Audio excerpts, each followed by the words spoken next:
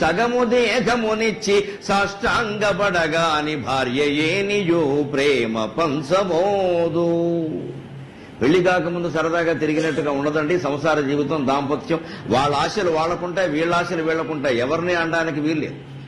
ఎవరు తక్కువ కాదు, ఎవరు ఎక్కువ కాదు, ఎవరు ప్రత్యేకించి మోసం చేసేవాళ్ళు కాదు, మోసంలో పడేవాళ్ళు కాదు. అవకాశం వస్తే ఎవరైనా చేస్తారు, అమాయకులైతే ఎవరైనా పడిపోతారు.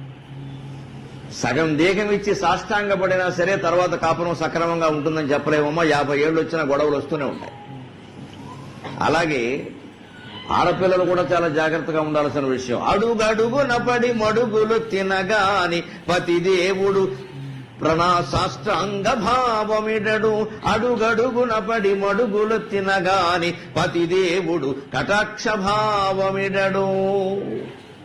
ఈ భర్త అనేటువంటి వాడు పెద్ద మనిషికి అడుగులకి మడుగులొత్తే సేవలు చేసేవారు.